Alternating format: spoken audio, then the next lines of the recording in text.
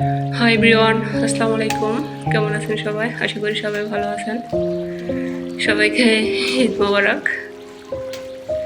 তো প্রতিদিনের মতো আজ আমি আপনাদের জন্য নতুন একটা ব্লগ ভিডিও নিয়ে হাজির হলাম। আজ ঘুম থেকে উঠে সকাল সকাল বারান্দা আসলাম। তো সকালে ঘুম থেকে উঠে আসলে একটু বারান্দা আসলে মনটা ফ্রেশ হয়ে যায় পুরো। তো দেখি যে গাছে দুইটা পেয়ারা বড় হয়েছে। তো পেয়ারাগুলো ছিঁড়তে গিয়া অনেকটাই কষ্ট হয়েছে, বুটাগুলো এত শক্ত। তো অনেক কষ্টে টাইনা ছিঁড়লাম। তারপরে তো আমি নিচে নাইমা ছোলা তাওয়া বসাই দিয়া আমি রুটিগুলো ছেঁকা দিয়ে নিতেছি। রমজানটাই ভালো ছিল, সকালবেলা কোনো নাস্তার প্যারা ছিল না। কিন্তু এই তো এখন ঘুম থেকে উঠেই নাস্তা বানানো খাওয়া একটু বাড়তি কাজ। রমজানও ছিল বাড়তি কাজ, বিকেলবেলা ইফতারি বানানো কাজের পরিমাণ বেশি ছিল। তারপর সকালবেলা খাওয়া দাওয়ার কোনো প্যারা ছিল না।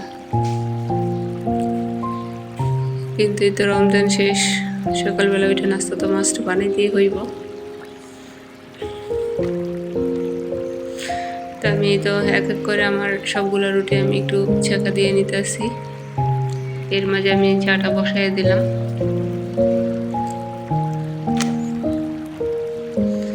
আমার ইলেকট্রিক চুলায় সব কিছু একটু আস্তে আস্তে হয়।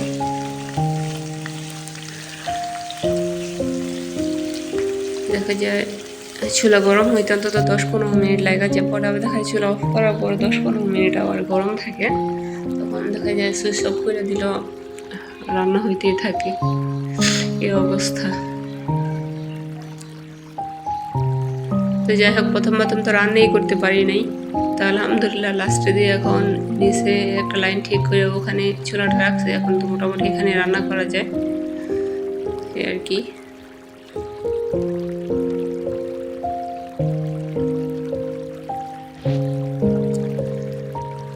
তারপর রুটি বানানো শেষ, খাওয়াটাও শেষে আবার আমি আসলাম, রান্নাটা বসাই দিছি।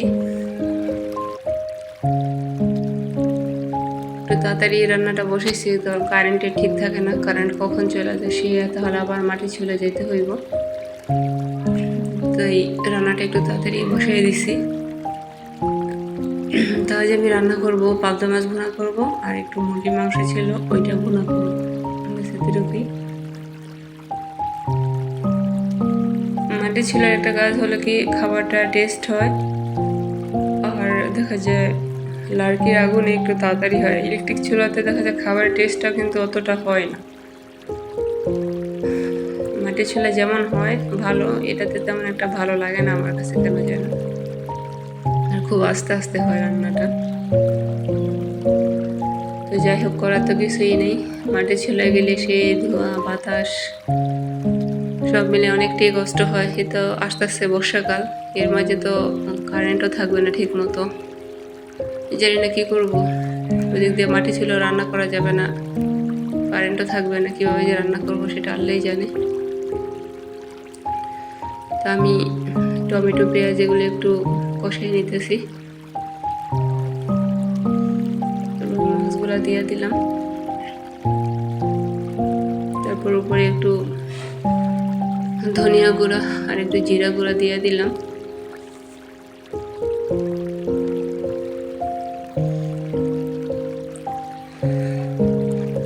তো প্রিয় ভাই বোনেরা, যে যেখান থেকে আমার এই ভিডিওটা দেখতেছেন, প্লিজ একটা লাইক করে সাবস্ক্রাইব করে দেবেন। আর যারা অলরেডি সাবস্ক্রাইব করছেন তাদেরকে অসংখ্য ধন্যবাদ। আমার ভিডিওটা আপনাদের কাছে যদি ভালো লাগে থাকে প্লিজ দেখবেন। চেষ্টা করি আমি ভালো করার জন্য, তারপর আপনাদের ভালোবাসা ও সাপোর্ট পাইলে দেখা যায় আর একটু ভালো করে করতে পারবো। তো সবার ঈদ কেমন কাটতেছে বা কাটলো? আজকে তো ঈদের দ্বিতীয় দিন চলতেছে। এই তো আর 2-3 দিন পরে তো বাচ্চাদের স্কুলেও খুলে ফেলাইব। আমি এখন পর্যন্ত কোনো দিকে ঘুরতে যাই নাই, আর বাহিরে এত রোদ, কোনো দিকে যে ঘুরতে যাব ভালোই লাগতেছে না। আমার মনে হয় যে বাসায় ভালো লাগে। আর আজকে কয়দিন যে রোদ পড়তেছে, রমজানে যদি এমন রোদ পড়তো মানুষ তো পুরো অস্থির হয়ে যাইত। তো প্রতিদিনে ভাবি যে একটু ঘুরতে যাব, মেয়েরাও কান্না করে ঘুরতে যাওয়ার জন্য, কিন্তু বাইরে এত রোদের ভিতরে আমার কেন জানি মনে চায় না। দুপুরে গোসলের পর মন চায় ঘুমাই, এমন।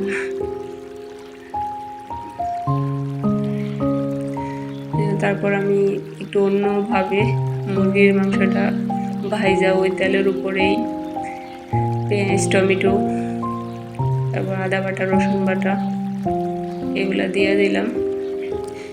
আসলে যে যেভাবে রান্না করে না আমি মনে করি যে মজাই হয়। সব সময় একরকমভাবে রান্না করলে ভালো লাগে না, এক এক সময় একটু রান্নার ধরনটা চেঞ্জ করলে ভালো।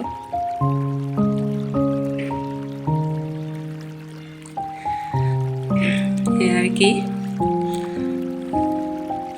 তো আমি একটু অন্যভাবে রান্নার চেষ্টা করলাম।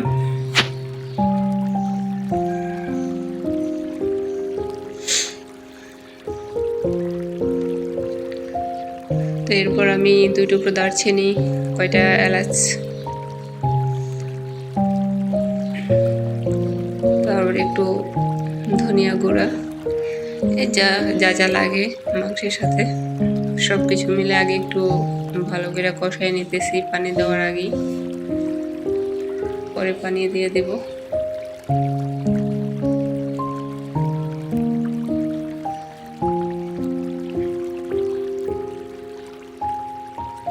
জানি না, গতবার প্রচুর রোদ পড়ছে, একবার রেড অ্যালার্ট দেওয়া হয়েছে বাচ্চাদের স্কুলে যাইতে সমস্যা, জানি না এবার কেমন হয়। এবার তো মোটামুটি এখনই যে রোদ পড়তেছে, সামনের দিকে কি হয় সেটা আল্লাহই ভালো জানে।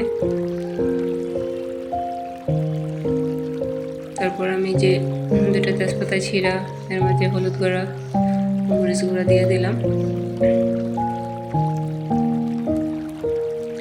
তো আমি আবারও বলতেছি, প্লিজ আমার ভিডিওগুলো দেখবেন আর একটু পাশে থাকবেন আপনারা। আপনাদের ভালোবাসা ও সাপোর্ট আমার খুব প্রয়োজন।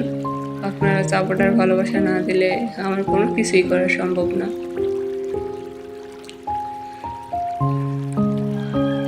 আর আমার ভিডিওর মাঝে যদি কোনো ভুল হয়ে থাকে প্লিজ আপনারা ক্ষমা দৃষ্টিতে দেখবেন। কারণ মানুষ, আমি কোনটা ভুল করি বা কোন জায়গায় ভুল, প্লিজ প্রিয় ভাই বোনেরা আপনারা আমার কমেন্টে একটু জানিয়ে দিবেন যে এই জায়গাটা ভুল হইতে আছে। দেখা যায় নেক্সট টাইম ভয়েস ওভার অথবা ভিডিও করার সময় আমি ওইভাবেই জিনিসটা শুধরে নেব, যাতে ঠিক মতো করতে পারি।